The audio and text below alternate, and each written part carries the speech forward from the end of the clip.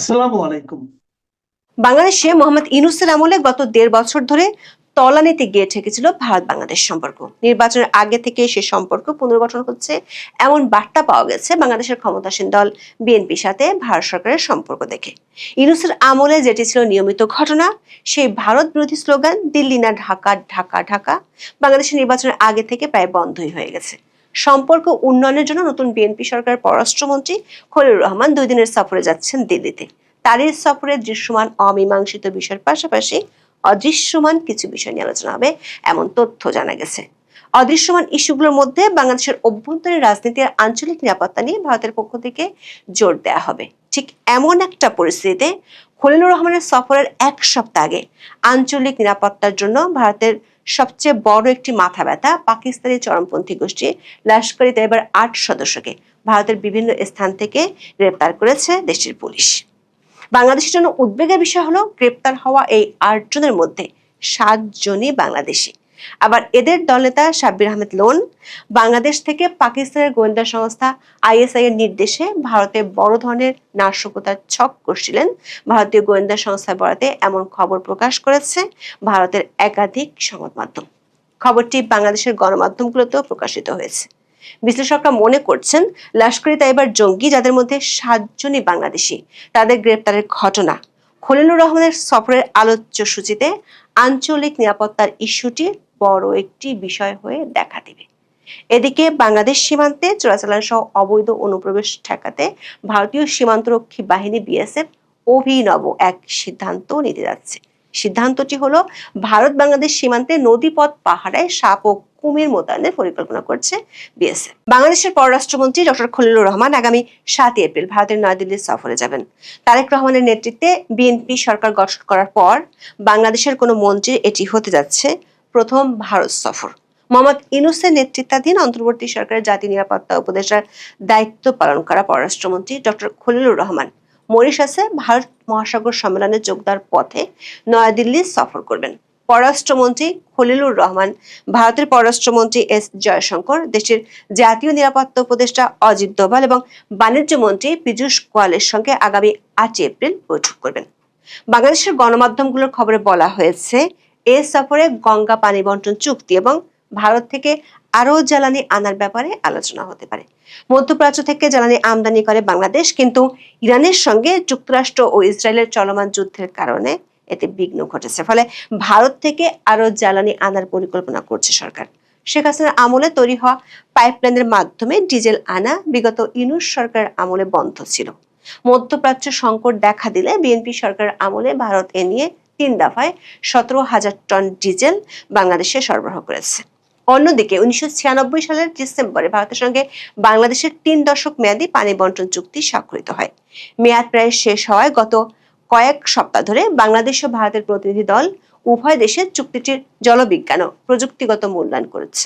এছাড়া জাতিসংঘ সাধারণ পরিষদে মনোনয়নের বিষয়ে ভারতের সহায়তা চাওয়ার পরিকল্পনা রয়েছে। জাতিসংঘের সাধারণ পরিষদে ২০২৬-২৭ সভাপতি পদের জন্য বাংলাদেশ মনোনয়ন দিয়েছে পররাষ্ট্রমন্ত্রী ডক্টর খলিলুর রহমানকে। এক্ষেত্রে তিনি ভারতের সহায়তা চাইতে পারেন বলে প্রতিবেদনে জানিয়েছে হিন্দুস্তান টাইমস। কূটনৈতিক সূত্রগুলো বলছে, এসব দৃশ্যমান ইস্যুর পাশাপাশি কিছু অদৃশ্যমান বিষয় নিয়ে বাংলাদেশের পররাষ্ট্রমন্ত্রীর সফরে আলোচনা হবে। এর মধ্যে একটি ইস্যু হলো বাংলাদেশের অভ্যন্তরে অন্তর্ভুক্তিমূলক রাজনীতি। দুই দেশের কারো পক্ষ থেকে ফরমালি বিষয়টি নিয়ে কথা না বললেও সূত্রগুলো বলছে, আওয়ামী লীগ এবং শেখ হাসিনা ইস্যুতে এই বৈঠকে আলোচনা হবে। বিগত অন্তর্বর্তী সরকার শেখ হাসিনাকে ফেরত চেয়ে কয়েক দফা চিঠি দিয়েছিল। তখন মোহাম্মদ ইউনূসের কিংস পার্টিগুলোকেও মাঝে মধ্যে এ নিয়ে বক্তব্য দিতে দেখা যেত, কিন্তু নির্বাচনের পর কোনো পক্ষ থেকে আর এ নিয়ে তেমন একটা উচ্চবাচ্য শোনা যায়নি। কূটনৈতিক সূত্রগুলো বলছে, ভারতের পক্ষ থেকে নির্বাচনের আগে বাংলাদেশের অভ্যন্তরে অন্তর্ভুক্তিমূলক রাজনীতির বিষয়ে বিএনপির শীর্ষ মহলকে বার্তা দেওয়া হয়েছিল। সে বার্তার ফলো আপ নিয়ে খলিলুর রহমানের সাথে আলোচনা করবেন এস জয়শঙ্কর ও অজিত দোভাল। বিশ্লেষকরা মনে করেন, অন্তর্ভুক্তিমূলক রাজনীতি নিয়ে কথা বলার অর্থ হলো আওয়ামী লীগের নিষেধাজ্ঞার বিষয়টি নিয়ে বাংলাদেশের ক্ষমতাসীন সরকার কি করতে চায় সেটি জানতে চাইবে ভারত। যদিও এ বিষয়ে কোনো পক্ষই আনুষ্ঠানিকভাবে কোনো কিছু জানাবে না। এক্ষেত্রে যা ঘটার তা পর্দার আড়ালেই ঘটবে। ভারতের জন্য এই মুহূর্তে সবচেয়ে বড় উদ্বেগের আরেকটি বিষয় হলো আঞ্চলিক নিরাপত্তা ইস্যুতে ভারত বিরোধী জঙ্গিদের উত্থান। বাংলাদেশের পররাষ্ট্রমন্ত্রীর ভারত সফরের এক সপ্তাহ আগে ভারতীয় গণমাধ্যমগুলোর খবরে বলা হচ্ছে, বাংলাদেশে অনেক দিন পালিয়ে থাকা পাকিস্তানি জঙ্গি গোষ্ঠী লস্কর-ই তাইয়বার এক দলনেতা সহ ৮ জনকে গ্রেপ্তার করেছে দেশটির পুলিশ। এদের মধ্যে আবার ৭ জনই বাংলাদেশি। দর্শক, ভারত ও বাংলাদেশের মধ্যে ৪,০৯৬ কিলোমিটার দীর্ঘ সীমান্ত রয়েছে। সীমান্তবর্তী দেশ হওয়ায় অনেকদিন ধরে দুই দেশের সন্ত্রাসীরা পালিয়ে অন্য দেশে চলে যাওয়ার অভিযোগ আছে। কিছুদিন আগে বাংলাদেশে ওসমান হাদি হত্যাকাণ্ডের সাথে জড়িত ২ অভিযুক্ত ফয়সাল ও আলমগীরকে গ্রেপ্তার করে ভারতের পুলিশ। বাংলাদেশে গত অন্তর্বর্তী সরকারের আমল থেকে ভারত তার আঞ্চলিক নিরাপত্তা নিয়ে বাংলাদেশ সরকারের কাছে উদ্বেগ জানিয়ে আসছিল। এমন উদ্বেগের মধ্যে সবশেষ ভারতীয় সংবাদ মাধ্যম Times of India, India today ও এনডিটিভির খবরে বলা হয়েছে, ২ মাস ধরে চালানো এক অভিযানে পাকিস্তানের চরমপন্থী গোষ্ঠী লস্কর-ই তাইয়বার ৮ সদস্যকে বাংলাদেশ সীমান্ত, কলকাতা, দিল্লি এবং তামিলনাড়ু থেকে গ্রেপ্তার করা হয়। দেশটির পুলিশ বলছে তাদের ৭ জনই বাংলাদেশি। সবশেষ গ্রেপ্তার করা হয় দলনেতা সাব্বির আহমেদ লোনকে। ইন্ডিয়া টুডে সহ ভারতীয় একাধিক সংবাদ মাধ্যমের খবরে বলা হয়েছে, জম্মু ও কাশ্মীর শ্রীনগরের গান্দারবাল জেলার কাঙ্গন এলাকার বাসিন্দা সাব্বিরকে দেশটির কেন্দ্রীয় গোয়েন্দা সংস্থার সহায়তায় ২৯শে মার্চ দিল্লির গাজীপুর থেকে গ্রেপ্তার করা হয়। সম্প্রতি দিল্লি এবং দক্ষিণ ভারতের কিছু অংশে লস্কর সংশ্লিষ্ট একটি পোস্টার লাগানো চক্রের সন্ধান পাওয়ার পরপরই এই গ্রেপ্তারের ঘটনা ঘটল। গোয়েন্দাদের দাবি, ওই চক্রটি দিল্লি ও কলকাতায় ভারত বিরোধী পোস্টার লাগিয়ে নাশকতার ক্ষেত্র প্রস্তুত করছিল। কাশ্মীরের শ্রীনগরের বাসিন্দা সাব্বির আহমেদ লোনকে ২০০৭ সালে দিল্লি পুলিশ AK-47 রাইফেল ও গ্রেনেড সহ গ্রেপ্তারের কথা বলছিল। জামিনের আগে ২০১৮ সাল পর্যন্ত সে তিহার কারাগারে ছিল।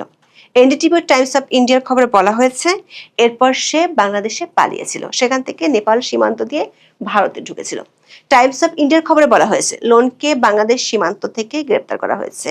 সে ঢাকার কাছের একটি আস্তানা থেকে লস্করের একটি সেল পরিচালনা করছিল। দর্শক, পাকিস্তানি চরমপন্থী গোষ্ঠী লস্কর-ই তাইয়বা যুক্তরাষ্ট্রের বিদেশি সন্ত্রাসী সংগঠন তালিকায় রয়েছে।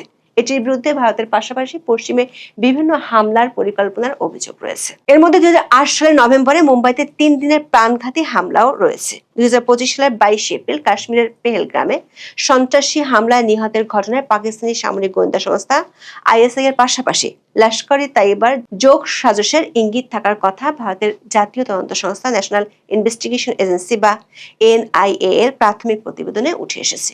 ওই হত্যাকাণ্ডের পর লস্করের শাখা হিসেবে পরিচিত TRF কে বিদেশি সন্ত্রাসী সংগঠন ঘোষণা করে যুক্তরাষ্ট্র।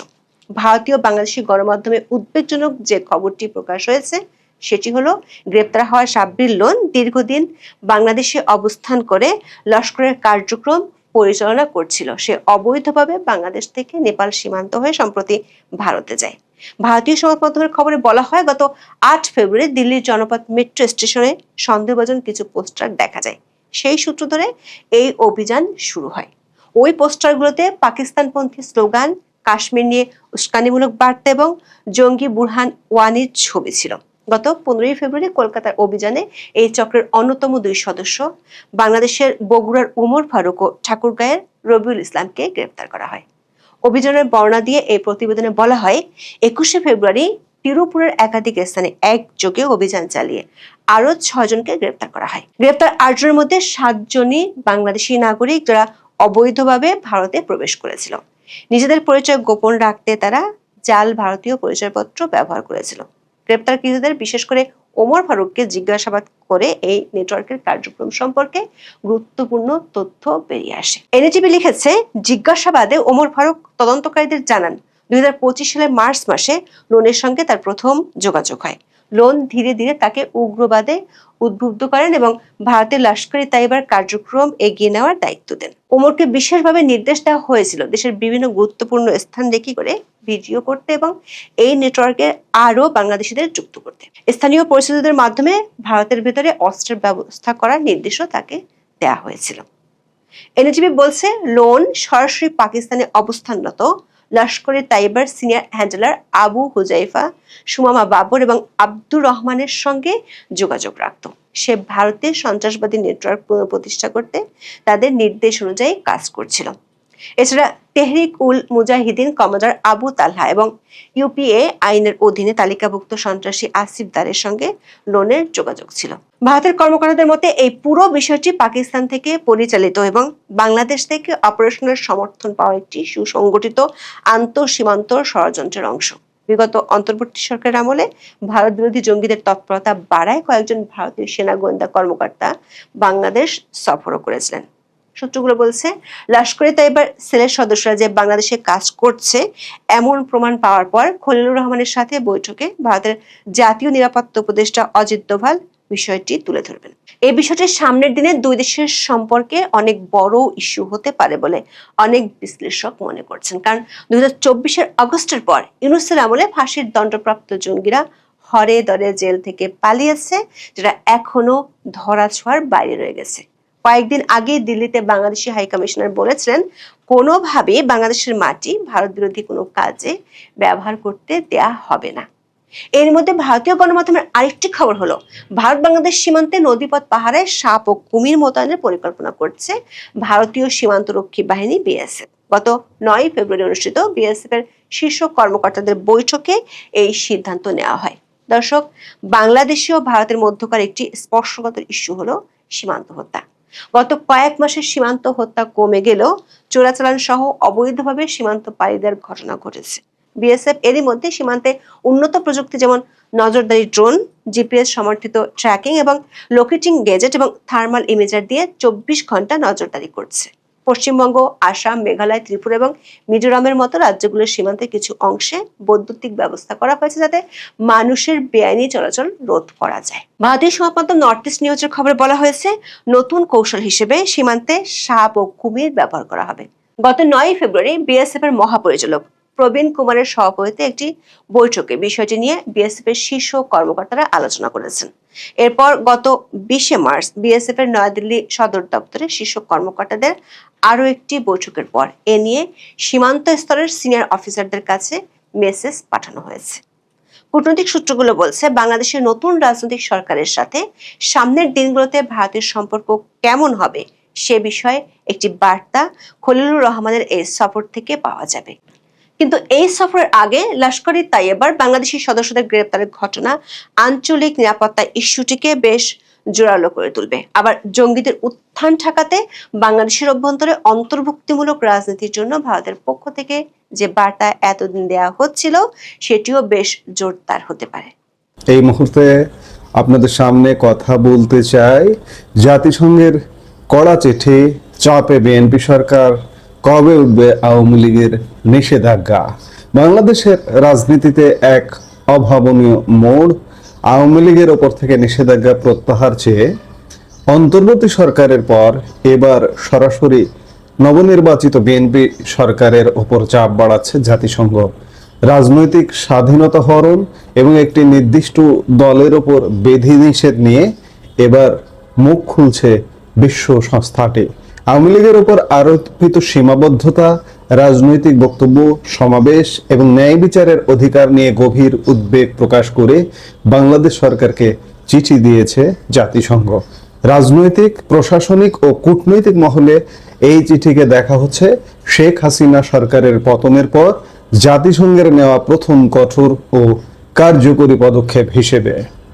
দর্শক, বাংলাদেশের রাজনৈতিক স্বাধীনতা হরণ এবং আওয়ামী লীগের কার্যক্রমের উপর নিষেধাজ্ঞা জারি নিয়ে প্রশ্ন তুলে সরকারকে চিঠি দিয়েছে জাতিসংঘ। মজার বিষয় হলো, আওয়ামী লীগের উপর কেন এই নিষেধাজ্ঞা জারি করা হয়েছে এবং কেন প্রত্যাহার করা হবে না, এই জবাব চেয়ে চিঠি লেখা হয়েছিল অন্তর্বর্তী সরকারের সময়। কিন্তু সময়ের পরিক্রমায় এখন সেই চিঠির জবাব দেওয়ার দায়ভার এসে পড়তেছে সদ্য ক্ষমতায় আসা বিএনপি সরকারের উপর। জাতিসংঘের এই চিঠিতে একাধিক রাজনৈতিক দলের ওপর বিধিনিষেধ, আওয়ামী লীগের ওপর আরোপিত সীমাবদ্ধতা এবং ন্যায় বিচারের অধিকার নিয়ে গুরুতর উদ্বেগ প্রকাশ করা হয়েছে। বিশেষজ্ঞরা মনে করছেন জাতিসংঘের এই অবস্থান অত্যন্ত তাৎপর্যপূর্ণ। চিঠিতে স্বাক্ষর করেছেন মানবাধিকার বিষয়ক জাতিসংঘের বিশেষ প্রতিবেদক বেন সল, জবরদস্তি আটক সংক্রান্ত ওয়ার্কিং গ্রুপের ভাইস চেয়ার ম্যাথিউ গিলেট এবং বিচারক ও আইনজীবীদের স্বাধীনতা বিষয়ক বিশেষ প্রতিবেদক মার্গারেট স্যাটারথ ওয়েট। জাতিসংঘের বিশেষজ্ঞরা বলছেন এই ধরনের পদক্ষেপগুলো আন্তর্জাতিক নাগরিক ও রাজনৈতিক অধিকার সম্পর্কিত চুক্তির পরিপন্থী। তাদের মতে সংঘবদ্ধ হওয়ার স্বাধীনতা, শান্তিপূর্ণ সমাবেশ, মত প্রকাশ এবং জনজীবনে অংশগ্রহণের ওপর এটি একটি অপ্রয়োজনীয় ও অসামঞ্জস্যপূর্ণ সীমাবদ্ধতা। চিঠিতে উল্লেখ করা হয়েছে যে 2025 সালের মে মাসে আইনি সংশোধনের পর আন্তর্জাতিক অপরাধ ট্রাইব্যুনালে শেখ হাসিনা ও অন্যান্য নেতাদের বিচার শেষ না হওয়া পর্যন্ত আওয়ামী লীগের কার্যক্রম আনুষ্ঠানিকভাবে নিষিদ্ধ করা হয়। এই নিষেধাজ্ঞার আওতায় ছিল রাজনৈতিক কার্যক্রম, জনসমাবেশ, প্রকাশনা, এমনকি গণমাধ্যমে প্রচার ও নির্বাচনে অংশগ্রহণও। নির্বাচন কমিশন দলটির নিবন্ধন বাতিল করায় তারা জাতীয় নির্বাচনে অংশ নিতে পারেনি। জাতিসংঘ সতর্ক করে বলেছে, কোন রাজনৈতিক দল নিষিদ্ধ করা স্বাধীনতার ওপর সবচেয়ে বড় আঘাত এবং এটি কেবল চরম ব্যতিক্রমী পরিস্থিতিতেই প্রয়োগ করা উচিত। সন্ত্রাস বিরোধী ক্ষমতা ব্যবহার করে কোনো রাজনৈতিক দলকে দমন করা উচিত নয়, বরং কেবল নির্দিষ্ট সহিংসতার হুমকি মোকাবেলায় তা ব্যবহার করা উচিত। চিঠিতে আওয়ামী লীগের যোগাযোগ কার্যক্রম বিধিনিষেধ নিয়েও উদ্বেগ জানানো হয়েছে, বিশেষ করে শেখ হাসিনার বক্তব্য প্রচারে বাধা এবং সংশোধিত সন্ত্রাস বিরোধী আইনের অধীনে যে কোনো প্রচার নিষিদ্ধ করার বিষয়টি তারা ভালোভাবে নেয়নি। বিশেষজ্ঞদের মতে এই সামগ্রিক নিষেধাজ্ঞা রাজনৈতিক বিতর্ককে স্তব্ধ করে দিতে পারে। একটি বড় রাজনৈতিক দলকে নির্বাচন থেকে বাদ দেওয়া বহুত্ববাদকে ক্ষতিগ্রস্ত করে এবং ভোটারদের প্রকৃত প্রতিনিধি বেছে নেওয়ার সুযোগ সীমিত করে দেয়। এরপর চিঠিতে উঠে এসেছে গ্রেপ্তার ও ন্যায় বিচারের প্রসঙ্গ। জাতিসংঘ বলছে আওয়ামী লীগের সঙ্গে সম্পৃক্ত সাংবাদিক ও আইনজীবীদেরও গ্রেপ্তার করা হয়েছে। হেফাজতে মৃত্যুর ঘটনা এবং 2024 সালের আগস্টের পরিবর্তনের পর কিছু সহিংসতার ঘটনায় দায় মুক্তির অভিযোগ তোলা হয়েছে। তারা স্পষ্টভাবে জানিয়েছে সার্বিক দায় মুক্তি আন্তর্জাতিক আইনের সাথে সামঞ্জস্যপূর্ণ নয়। এমনকি শেখ হাসিনার মামলার ক্ষেত্রে পছন্দ মতো আইনজীবী না পাওয়া এবং প্রতিরক্ষা প্রস্তুতির সময় না দেওয়ার মতো বিষয়গুলো ন্যায় বিচারের লঙ্ঘন হিসেবে দেখছে জাতিসংঘ। তারা সতর্ক করেছে, ন্যায় বিচারের মানদণ্ড লঙ্ঘিত হলে আন্তর্জাতিক আইনে মৃত্যুদণ্ডকে অন্যায্য হিসেবে গণ্য করা যেতে পারে। জাতিসংঘ বাংলাদেশ সরকারের কাছে 10টি বিস্তারিত প্রশ্ন ছুড়ে দিয়েছে। এর মধ্যে প্রধান প্রশ্নগুলো হলো, আওয়ামী লীগের উপর নিষেধাজ্ঞার পেছনে কি নির্দিষ্ট ও বাস্তব ঝুঁকি ছিল? এই বিধিনিষেধ কতদিন থাকবে? জাতিসংঘের নির্দেশ অনুযায়ী এই চিঠির জবাব সরকারকে 60 দিনের মধ্যে প্রকাশ করতে হবে। একই সঙ্গে এই পদক্ষেপগুলো পর্যালোচনা ও সংশোধনের আহ্বান জানানো হয়েছে। সতর্ক করে বলা হয়েছে যে নির্বাচনের আগে নির্বাহী আদেশের মাধ্যমে একটি বড় দলকে বাইরে রাখা ভোটারদের অধিকার খর্ব করে। এখন এই জটিল প্রশ্নের উত্তর দিতে হবে তারেক রহমানের নেতৃত্বাধীন বর্তমান সরকারকে। তারেক রহমান জাতিসংঘকে কি এই নিষেধাজ্ঞার পক্ষে জবাব দেবেন, নাকি জাতিসংঘের কাছে মার্জনা চেয়ে আওয়ামী লীগের নিষেধাজ্ঞা উঠে নেবেন? এটাই সময়ের ব্যাপার। এটা হয়তো খুব বেশি সময় লাগবে না, খুব স্বল্পতম সময়ের মধ্যে এই ঘটনাগুলো ঘটবে। চিঠি দেওয়া, আওয়ামী লীগের নিষেধাজ্ঞা ওঠানো, এগুলো আমরা খুব স্বল্প সময়ে হয়তো দেখতে পাবো। এখন প্রশ্ন আসছে যে কেন এই চিঠি এত গুরুত্বপূর্ণ? কূটনৈতিক মহল মনে করছে এই চিঠি শুধুমাত্র আওয়ামী লীগের আন্তর্জাতিক অবস্থানের জন্য নয়, বরং বাংলাদেশের সামগ্রিক গণতান্ত্রিক কাঠামোর জন্য এক বিশাল পরীক্ষা। জাতিসংঘ স্পষ্ট করেছে যে অপরাধীদের বিচার অবশ্যই হতে হবে, তবে তা হতে হবে স্বাধীন ও নিরপেক্ষ আদালতে। কোনোভাবেই পুরো একটি দল বা তার সমর্থকদের মৌলিক অধিকার কেড়ে নেওয়া যাবে না। মোহাম্মদ ইউনূসের নেতৃত্বাধীন প্রশাসনের সময় থেকে শুরু হওয়া এই প্রক্রিয়া এখন বিএনপি সরকারের জন্য বড় চ্যালেঞ্জ হয়ে দাঁড়িয়েছে। সরকার কি পারবে জাতিসংঘের এই চাপের মুখে আওয়ামী লীগের ওপর থেকে নিষেধাজ্ঞা তুলে নিতে, নাকি আন্তর্জাতিক অঙ্গনে নতুন কোনো সংকটের মুখে পড়বে বাংলাদেশ? আপনার কি মনে হয়? কমেন্ট করে আমাদের জানাতে পারেন। এই মুহূর্তের ভিডিও থেকে বিদায় নিতে চাইছি। সবাই ভালো থাকুন, সুস্থ থাকুন। দেখা হবে পরবর্তী ভিডিওতে।